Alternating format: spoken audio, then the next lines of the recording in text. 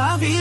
കണ്ണാടി പരിചയം പുഞ്ചിരി ഉയർത്തി കോഫി സവാരി ജീവിതം കോമഡി താലോലിത ദിനം സ്വർണം സ്പർശിക്കുന്ന അന്തസ് ബസ് സ്റ്റോപ്പ് പ്രതീക്ഷ സ്വപ്നങ്ങൾ വലുത് ഓഫീസിലെ പാതകളിൽ യാത്ര പേപ്പർ ശൃംഖലകൾ വീണ്ടും തിങ്കളാഴ്ച കമ്പ്യൂട്ടർ പ്രസരത്തിൽ നഷ്ടപ്പെടുന്നു ജീവിതം ഘട്ടങ്ങൾ താളം തുടരെ